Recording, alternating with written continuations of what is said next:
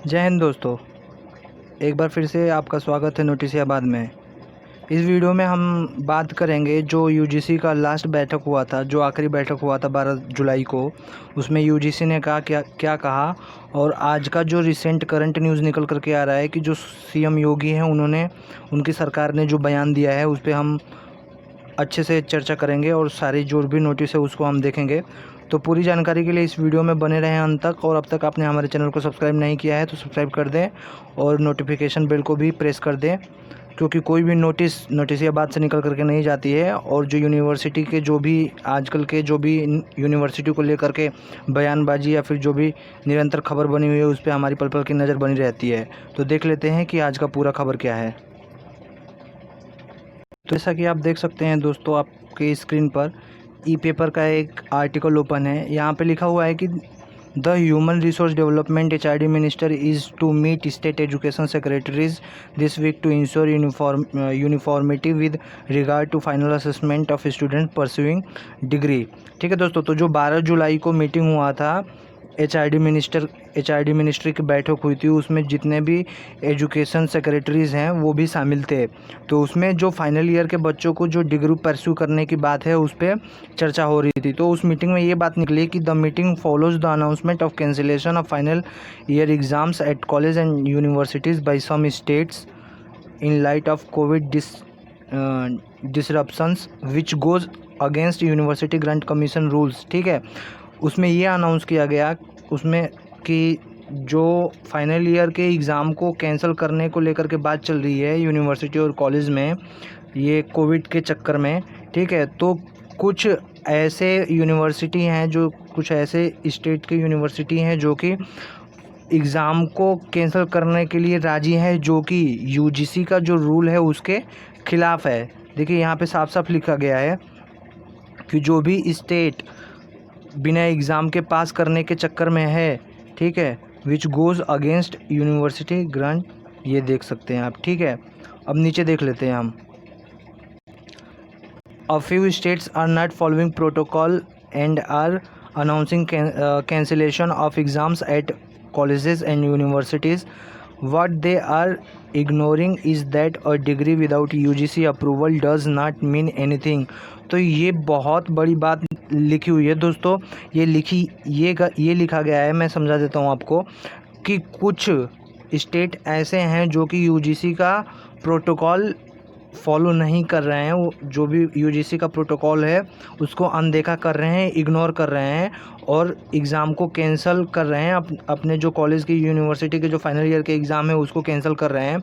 तो वो क्यों इग्नोर कर रहे हैं? क्योंकि उनको पता है कि बिना यूजीसी के अप्रूवल के, ठीक है, जब तक यूजीसी कोई भी डिग्री को अप्रूव नहीं करेगा तब तक उस डिग्री का कोई वैल्यू ही नहीं है। ठीक है, आगे पढ़ लेते हैं। It's there in the UGC act and it is binding. What they are doing is putting students' future at risk and creating confusion, said a government official requesting anonymity. ठीक है दोस्तों, तो ये कह रहे हैं कि मतलब लोग कह क्या रहे हैं, जो बच्चों का जो भविष्य है उसको खतरे में क्यों डाल रहे हैं, बच्चों को कंफ्यूज क्यों कर रहे हैं, जबकि उनको साफ साफ पता है कि बिना यूजीसी के अप्रूवल की कोई भी डिग्री की वैल्यू नहीं होती है, मान नहीं होती है डिग्री की। आगे देख लेते हैं। The UGC guidelines are mandatory and as of now there is no going back, explain the official cited above. ठीक है दोस्तों, तो ये लिखा हुआ है कि यूजीसी ने जो भी डिसीज़न ले लिया वो मैंडेटरी है। ठीक है, आप बाध्य हैं उसको फॉलो करने के लिए और वो बैक नहीं लिया जाएगा, मतलब वापस नहीं लिया जाएगा। तो दोस्तों ये देख सकते हैं कितना मतलब तेवर इसका यूजीसी का कितना कड़क हो चुका है। ठीक है, the HRD minister will meet the state education secretary and possibly health authorities this week and find out what their problems are.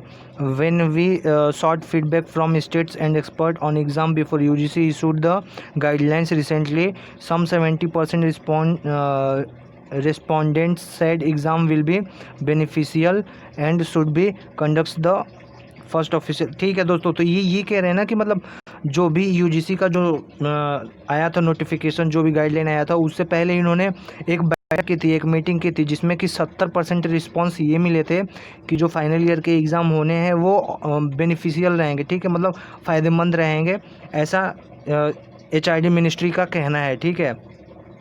Delhi and West Bengal have openly stated that they are not conducting final year और final semester exam due to the COVID-19 crisis, ठीक है। दिल्ली और waste Bengal ने openly खुला कह दिया है कि हम फाइनल ईयर का एग्ज़ाम नहीं लेंगे, ठीक है दोस्तों। They favour a mechanism to graduate bachelors and masters degree student at universities on the basis of internal assessment और पास परफॉर्मेंस, ठीक है। मतलब जो भी है, ये जो दिल्ली और वेस्ट बंगाल का ये कहना है कि जो भी फाइनल ईयर के बच्चे हैं उनको इंटरनल असेसमेंट के ऊपर पास कर दो। At least 4 other state including Tamil Nadu and Maharashtra and have informed the HRD ministry about their reservations on mandatory exam rules of the UGC. Two government officials said requesting, ठीक है। तो ये कह रहे हैं ना कि जो तमिलनाडु है, महाराष्ट्र है, उन्होंने भी याचिका दायर की कि भाई हम फाइनल ईयर के एग्ज़ाम लेने की हालत में नहीं है, हमारे जो प्रदेश का हालत है वो कुछ अच्छा नहीं है। The UGC guidelines are not asking colleges and university to hold exams now. The regulator has given institutions time till end September to hold exams, ठीक है। तो दोस्तों ये आप देख सकते हैं कि जो UGC है वो कितना कड़क तेवर बना करके रखा हुआ है कि भाई साहब आप एग्ज़ाम लेंगे, अगर आप एग्ज़ाम नहीं लेंगे तो अगर आपने बच्चों को ऐसे ही पास कर दिया बिना एग्ज़ाम लिए और उनको आपने सर्टिफिकेट दे दिया तो बिना UGC के अप्रूवल का, तो उसका कुछ वैल्यू ही नहीं है।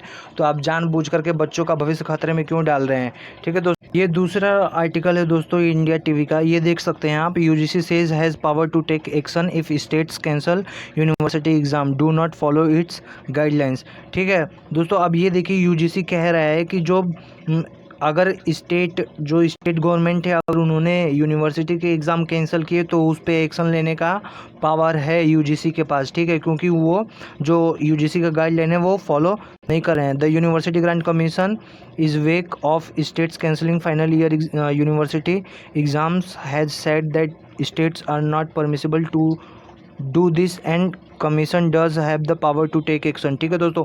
तो मतलब बिल्कुल कड़क होकर UGC कह रहा है कि भाई साहब अगर आप एग्ज़ाम कैंसिल कर रहे हो, अगर बच्चों को आप ऐसे ही पास कर रहे हो तो मेरे पास शक्ति है, मेरे पास पावर है, मैं एक्शन कर सकता हूँ आपके ख़िलाफ़ अगर आपने ऐसे ही पास कर दिया बच्चों को तो।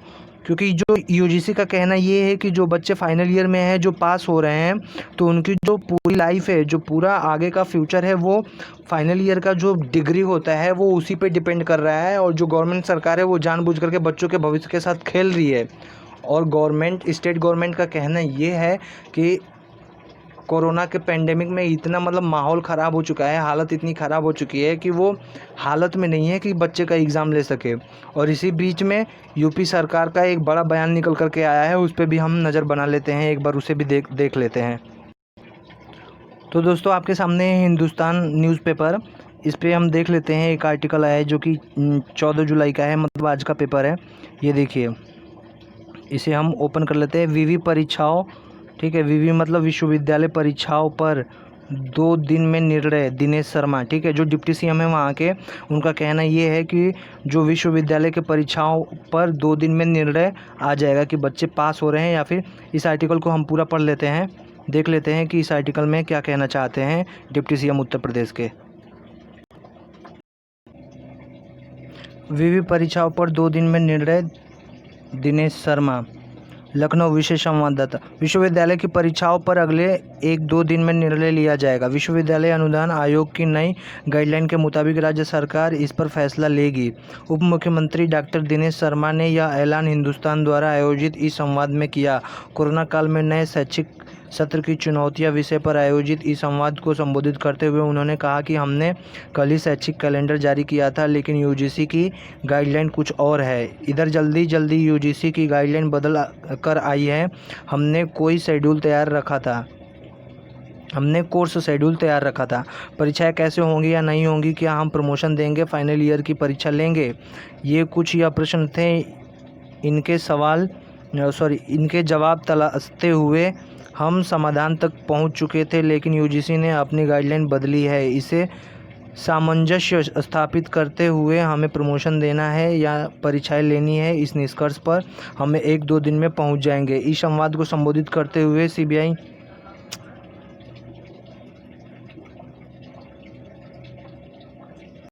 इस संवाद को संबोधित करते हुए सीबीएसई के पूर्व अध्यक्ष अशोक गांगुली ने ऑनलाइन शिक्षा में चॉक और ब्लैक बोर्ड प्रणाली को किनारे करने का सुझाव देते हुए कहा कि हमें इसमें 4 ई पर ध्यान देना होगा।